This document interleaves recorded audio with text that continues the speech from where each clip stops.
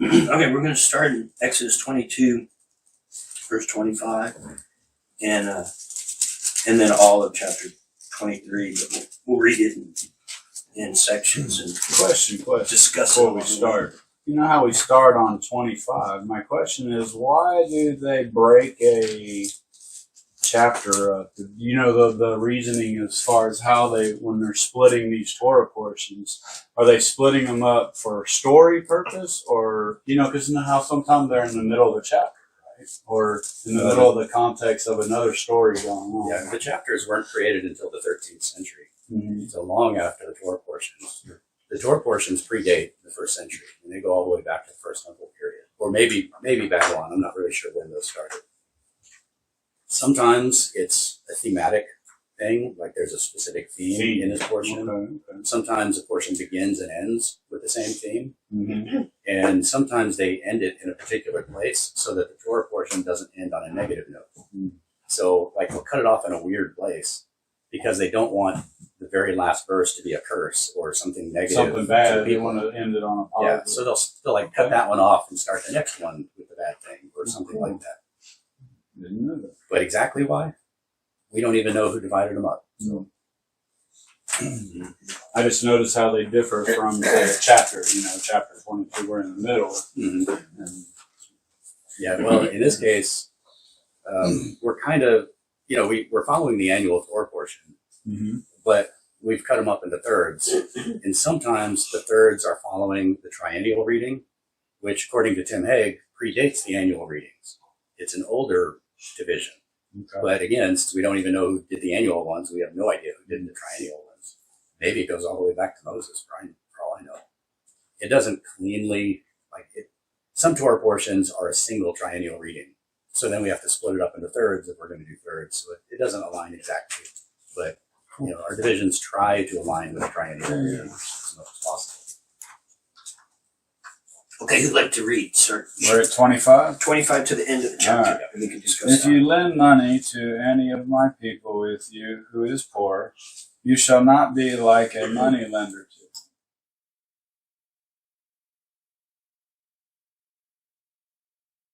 them. Yeah, so let's talk about this.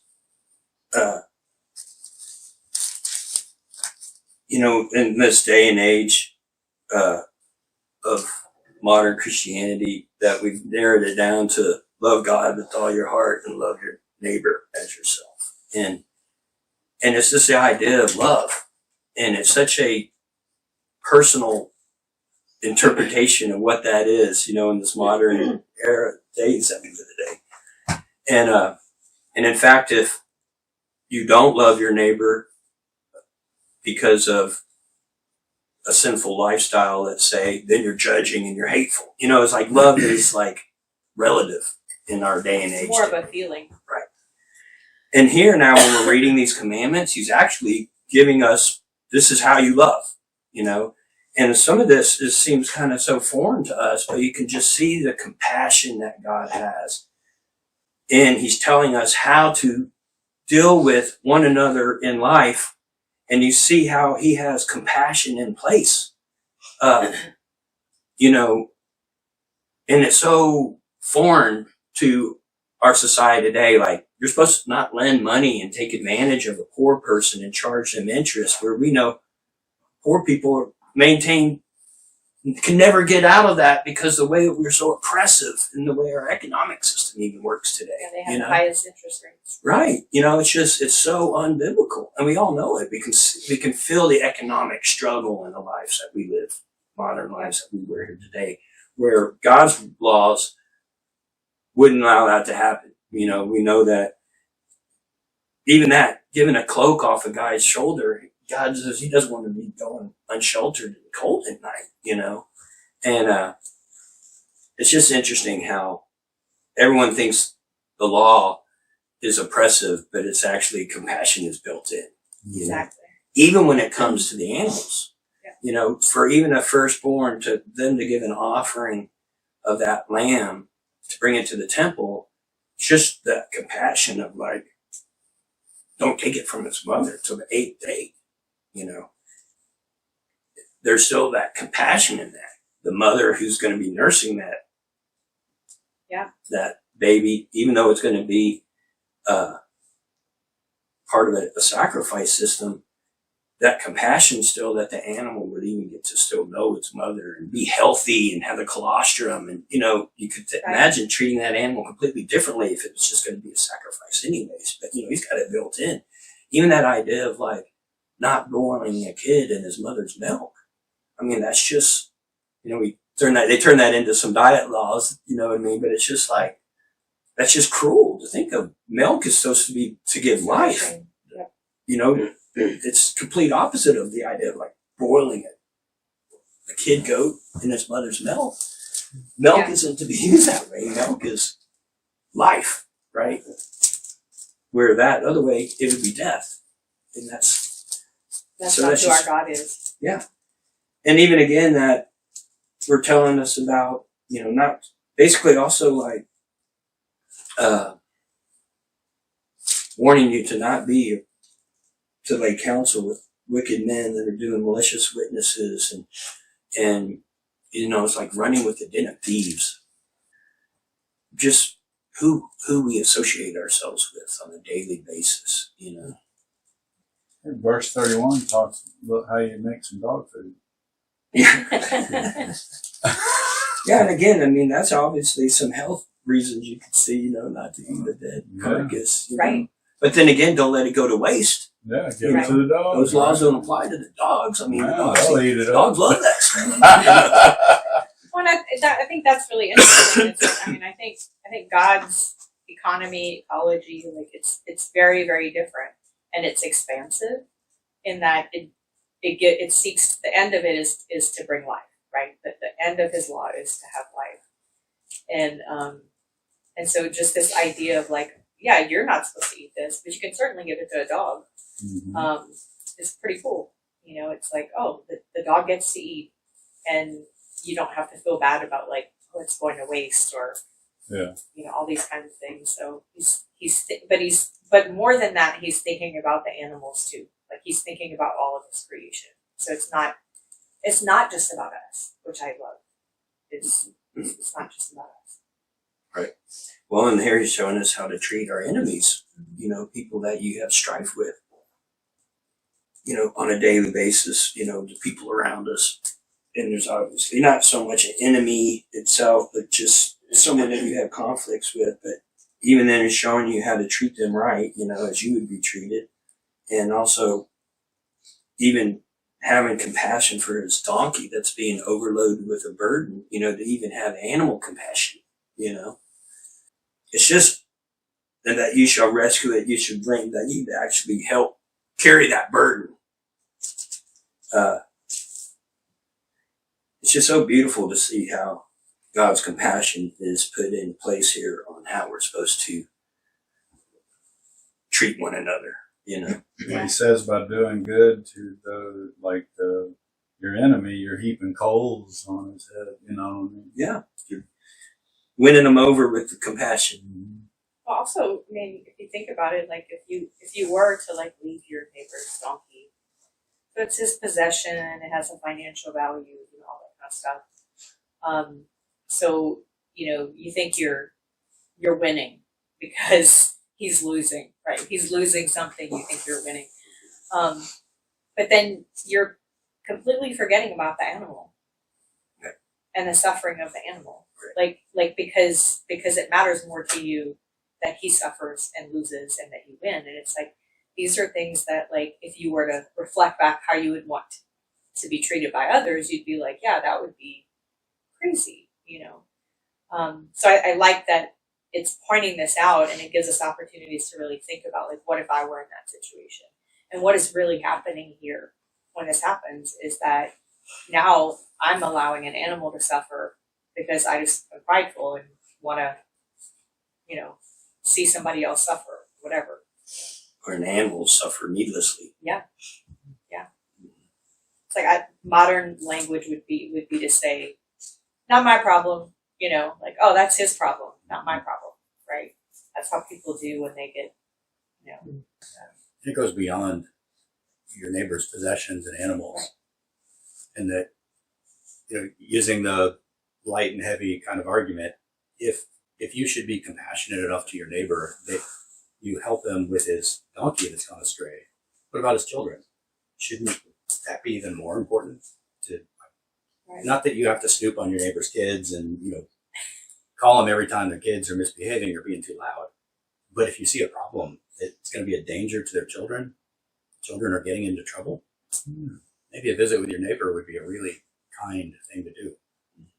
Hey man, I saw your daughter get in the home dude's truck last night. Whatever, I mean, you might want to investigate a little further.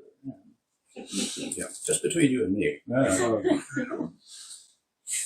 Well, and even that he has to bring up that you shall not pervert the justice due to your poor in his lawsuit. That you imagine that even today, our justice system. Yeah, we have our so appointed. screwed up. These appointed lawyers. Since they're not getting paid, they put no effort. But here it's like He deserves justice. yeah, give him that same.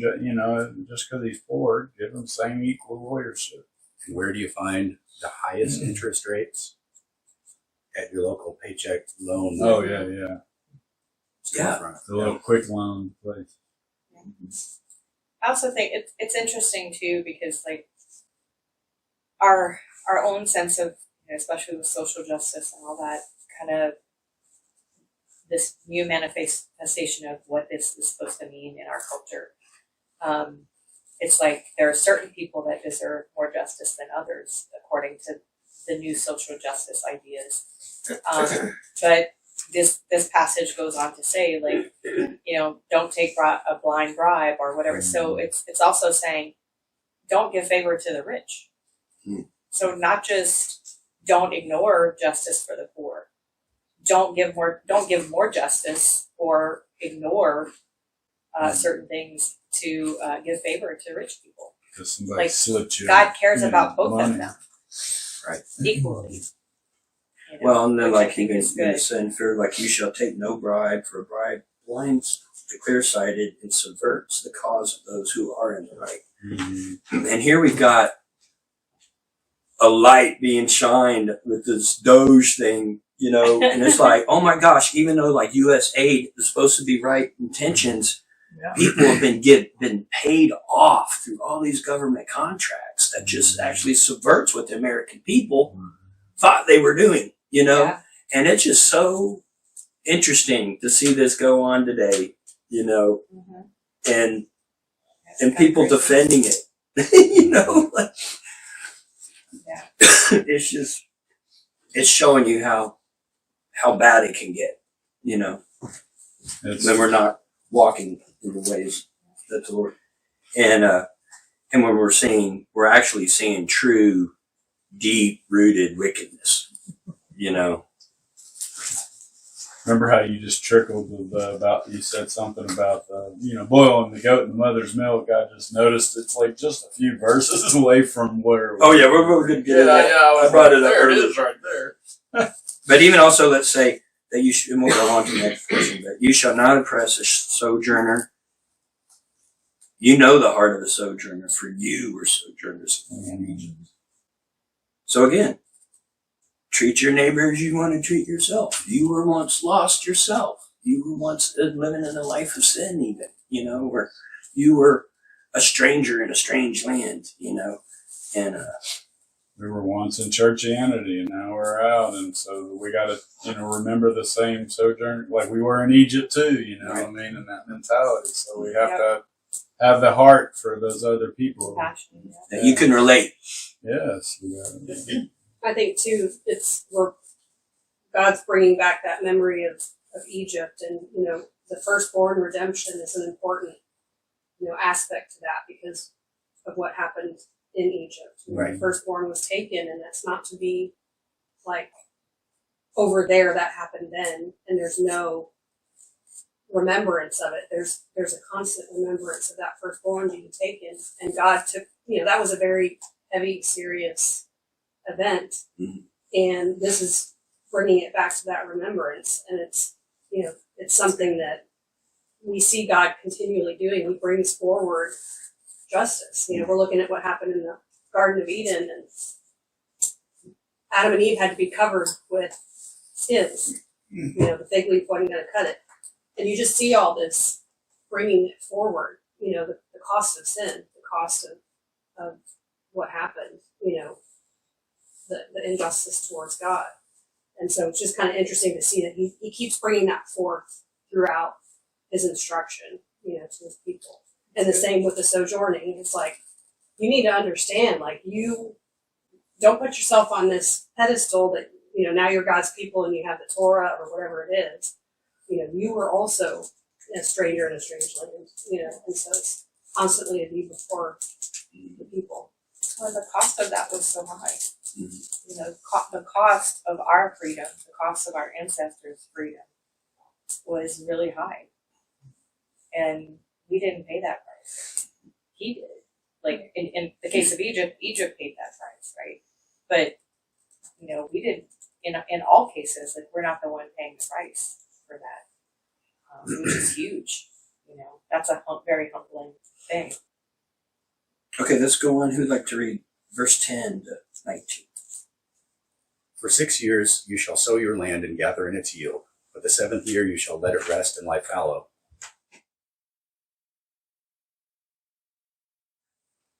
What's funny too is how he'll just throw, whoop, oh, by the way. You know what I mean? Like, the story's going a whole direction. I said, by the way, here, don't boil your Yeah, at least it young seems that goat way. in it. There's a reason for it. I know, but it's funny how you It does seem like it. yeah, it's like, and by the way. It feels like a curveball. Like, what's going on here? Yeah, that one stumps everybody. I mean, it doesn't stump everybody. It like throws everybody for a loop. Like, why is this thing about the goat stuck in here? But Well, it's in Torah 3 times. And he's talking about the first fruits, Yeah. right? And each time that it's in Torah, it's connected with a first fruits offering. And so you've got a young goat, which is probably a first fruits offering, killed and boiled in its own mother's milk. I mean, that just oozes paganism, like human sacrifice. It just sounds gross. Who would even come up with that idea? Yeah, Exactly. it's Like, like come on, guys. even We if got the goat better is ways dead, of cooking the baby. Goat. yeah, even if the baby goat is dead before you boil it, Coming out. at least symbolically, it's cruelty. Yeah. And I think that my suspicion is that this is some kind of, it's a Thanksgiving offering to pagan gods for, a harvest or something like that.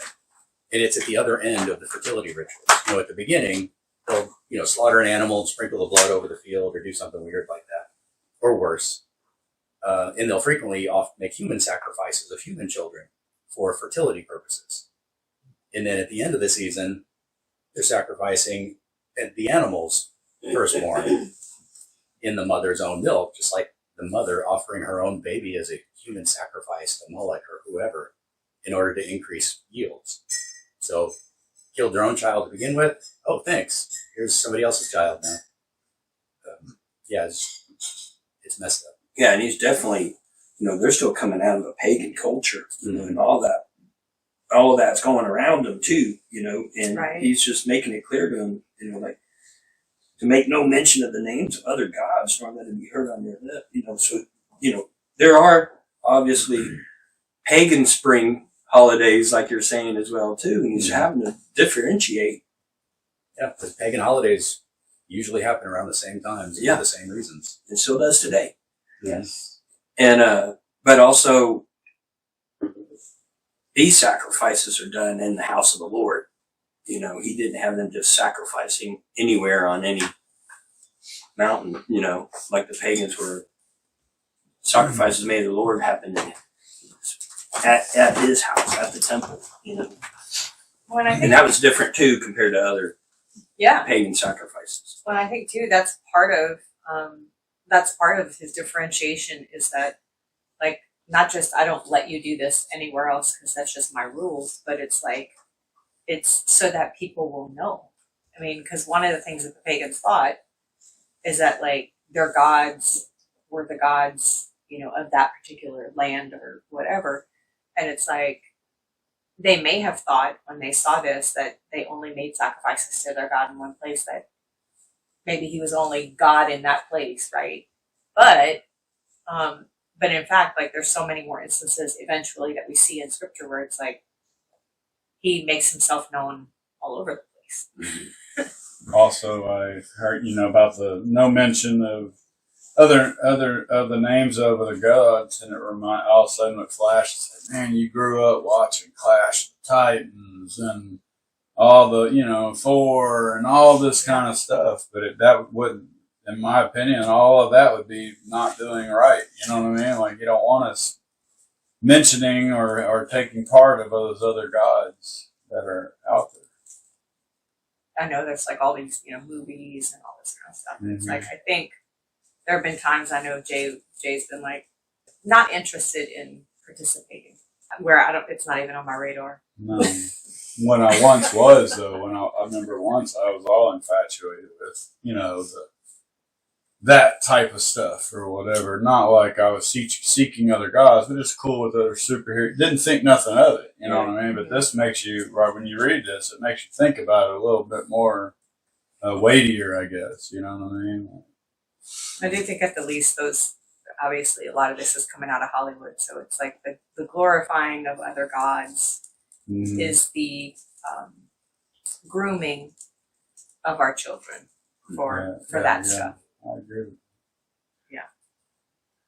But even here, like moving back up to the beginning of that portion, where he's talking about agriculture, letting land rest for 7 years. And that's just cultivating the soil, working, but that you can still harvest. That's there. He provides for the poor, and then also, saying on the 6th day, on the 7th day, you shall rest. Again, pointing out Sabbath.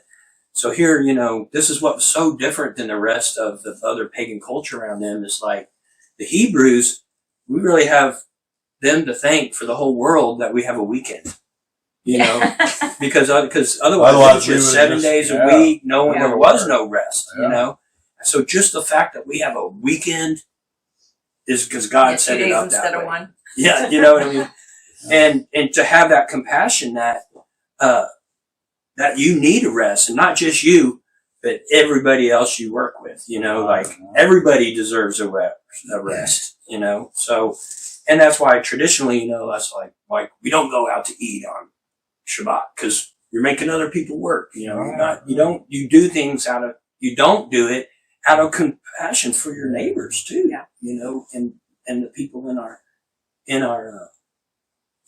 society that we live with. I remember, upon learning about Shabbat, I was at Walmart on a Saturday, and I was like, overheard this one worker. It sucks to be working today, and I was just like, it was like, bing, you know what I mean? Like, me being here is making this woman have to work. You know what I mean? Even though I wasn't buying anything, I was just at that time was just window shopping, you could say, But I was like, by me being here is keeping her. But it was just all this growth of coming more into the understanding of the heart of Shabbat. I think it's interesting too, a lot of, and this is awesome, that people to do that, but even some Sabbath keeping businesses, I watch them like they have an online business and they just literally shut down their online thing for Sabbath. And you're thinking, that's awesome that they're convicted to do that. I agree. That's neat that they would do that, not necessarily, or even that they're going that far, because it doesn't necessarily, everything's automated in computers now. You just got orders coming in, so no one's not necessarily working. And nobody's fulfilling the orders on Shabbat, Yeah, but you know what I mean? It's just kind of interesting that they would even do that. So that's cool. People are convicted to do that. And that's seeing the heart of it, I think, too, you know what I mean? Like, no, we don't need to have any kind of business transaction, even though a human's not being involved. So anything to talk about, Jay? We're talking about 3 times a year is when males were having to go to Jerusalem. This would have been when the temple existed. Man, he says the feast to me. This wasn't a Jewish, feast. Only it was. He basically, this is something for him. You know what I mean? Not for you, type of thing.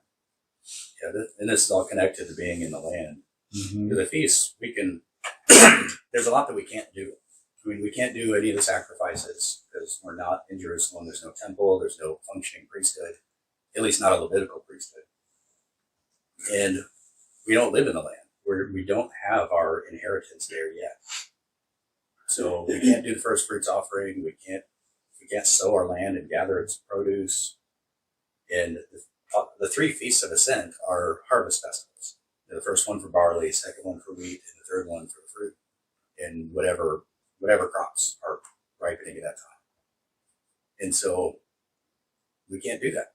But he was reading these prior to being in the land. Yeah, and a lot of this is with the assumption that God is going to fulfill His promise that you are coming into the land. Yeah, they didn't at this time. He's talking about when you sow your land and gather its yield. None of them had any land when He was giving this. They were wanderers in the desert, and we are sojourners in the same way right now. We are wandering in the wilderness, waiting for our inheritance. And when that happens, it's totally up to God. But in the meantime, we can practice. We can do what we can for these feasts. We emulate Passover. We can't do a real Passover because we can't go to Jerusalem and kill a lamb there. But we can get together and have a feast with unleavened bread. And we can eat unleavened bread for 7 days and Roast the lamb. yeah, we can even have lamb. It's just not a real Passover. No. Yeah, And it's just practice, and it's about doing it together as a community too. Well, and I think too, like if God's giving these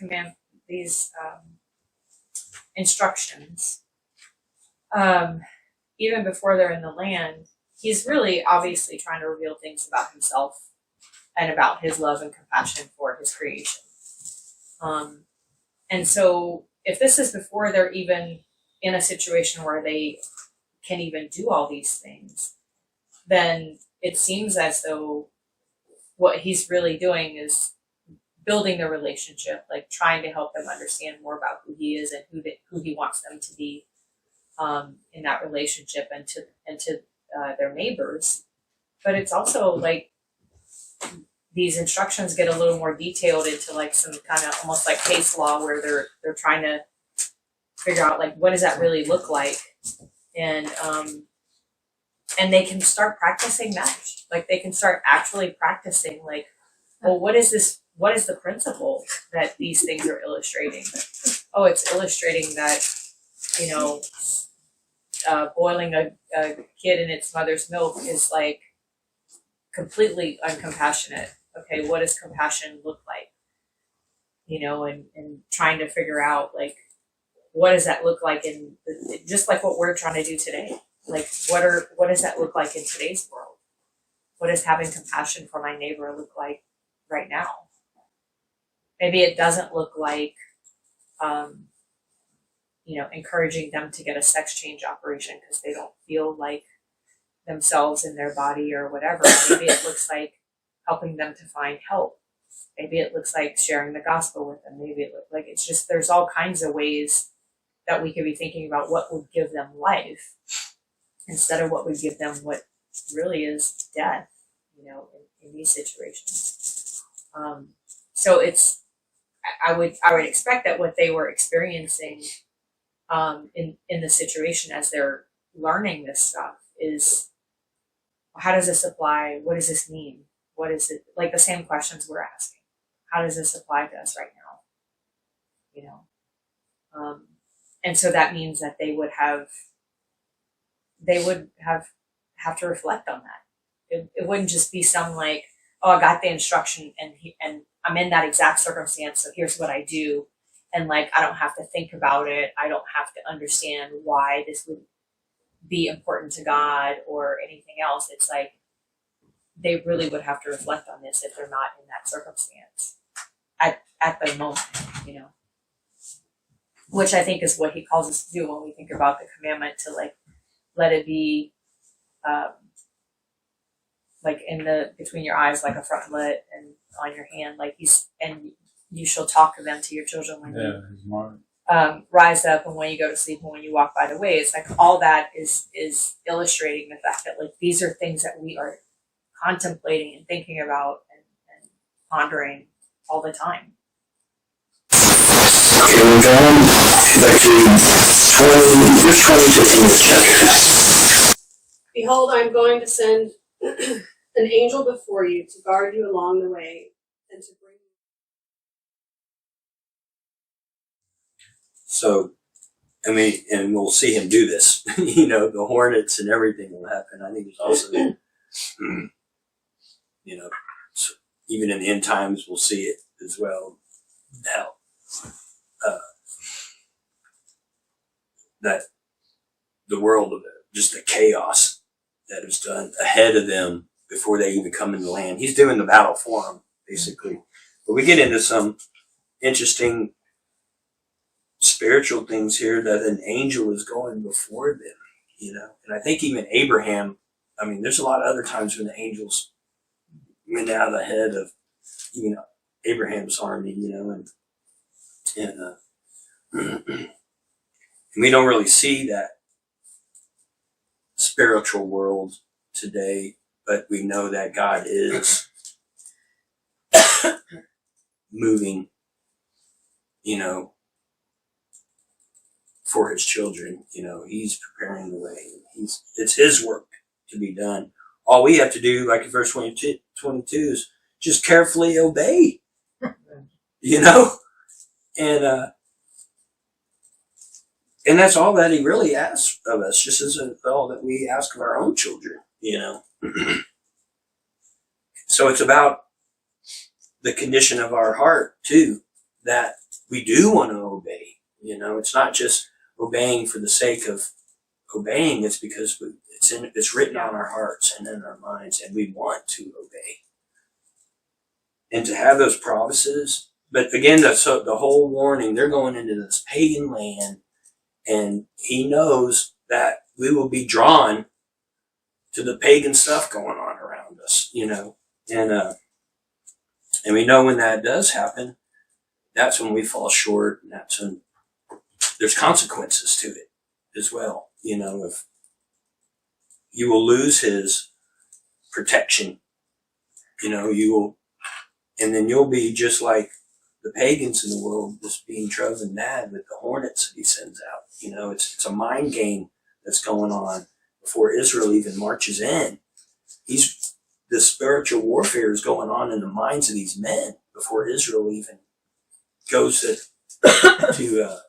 take possession. And I think in the end times, we're going to be experiencing that too. The Great Tribulation is going to be, more than anything, a war going on in our minds, you know, that you only find peace and security when you are carefully trying to obey the Lord's commands. Look how huge the land borders too. It says Red Sea, basically, I guess, Sea of the Philistines would have maybe been the Sea of Galilee area, and then all the way to the Euphrates. That's big. A lot of chunk that, you know, I don't even think they made it that big, because he said he was going to give them a little bit at a time. And all. Yeah, David made a big part of it, but yeah, I don't think anybody ever really made it all, because it goes from the Sinai Peninsula up to the Euphrates, in, you know, probably not the entire length of the Euphrates, and probably not to the Nile, but still, that's pretty much all of Syria, all of Jordan, yeah. Israel, Lebanon. Big chunk. Yeah, that's a lot of territory that they've never possessed. And Israel's enemies still possess it today. Yeah, still do. In verses 25 and 26, right before the hornet and stuff, I think that's before that, you know, God is saying that he's going to, you know, you're going to obey his commands, you're going to be his people, and he is going to take away your sickness. No one will be barren, no one will miscarry. But, you know, the promises are predicated on the obedience as a nation, but it's not couched that way. It's couched in as this is what is going to happen. And so this is a promise. God has promised Israel will obey him, and he will take away their sickness and all infirmities. And this hasn't happened yet. So, you know, having a conversation just earlier today about the nature of prophecy and, you know, end times, and what if all of heaven and earth really did pass away in 70 AD when the temple was destroyed? Like, well, first off, that doesn't make a bit of sense, because heaven and earth is more than just the temple. And second, you know, this person was also saying, and if all of the covenants still apply, then how can any of them ever be fulfilled? Well, he's making a couple of big mistakes there, in that fulfilled never means to throw it out. It means to bring it to its fullness. So That's how he uses it here. yeah, in the Sinai covenant, this is part of the Sinai covenant. Like chapters 20 to 24, that's the Sinai covenant. And so these promises are part of that, and they have not been fulfilled yet. So the Sinai covenant, even under that twisted definition of fulfilled, has not been fulfilled. So God still has promises related to the Sinai covenant to keep. He keeps his promises, so we know he's going to do it. And it hasn't happened yet. So under anybody's definition, whether you think fulfilled means thrown out or not, can't throw the Sinai covenant out yet because it hasn't been fulfilled yet. I was also thinking about that. We're talking about this footprint of landmass. I remember also learning that the New Jerusalem, I guess they had met, that's a huge footprint as well coming down. And it would kind of seem like it would fit in that big section of land. Yeah, that picture is kind of I can't even wrap my head around the description of Jerusalem. Yeah. Yeah, that is a good point. That this is still yet to happen, and and it won't happen until the King of Kings takes back his land and his kingdom. All of his kingdom. And then while he's reigning, then he'll do away with all of that. His people Israel that he'll draw to him, will have no sickness during his reign. That's pretty. If anything, it's heaven on earth for those people. But again, the warning is to not serve their gods. And he's separating his people because the rest of the world will be serving other gods, just as we're seeing today. And I think that's why we have to have a community and a fellowship where we can serve our God together, and without that kind of support, as a fellowship and having other people that are walking the same walk with us, we would all be drawn more easily to following, to doing what the world does around us. Well, even this, make no covenant with them and their gods. They must not dwell in your lands. Like all those things, they allowed, and now we still have all the consequences of all those things that they didn't get done. Or they didn't obey. They didn't completely Right. annihilate. Like we should have, or Israel should have totally annihilated the Hamas right now. But they didn't. They had, let's play games and let, 1,600 terrorists go for our 36 hostages or something. No, I don't know what. I just kind of question that. Sorry, put politics in it. Yeah, no, I mean, those are questions that come into play in terms of this is so hard, how to interpret what's happening in that regard in our modern times in the modern state of Israel versus what we read in the scriptures, and that's hard to tease out. I'm not going to claim to really understand all that. We're so afraid that we're killing people, but this. I don't think David saw that. He saw that he was obeying the Father. Get rid of them all. Get rid of all their spoils, all of their everything. We're this gentle little, I don't know what it is, spirit that we're killing people. Well, anyway. Well, war is a really crazy sort of thing. There's just different rules around all that stuff. Yeah. Well, and when he does come and when he does reign,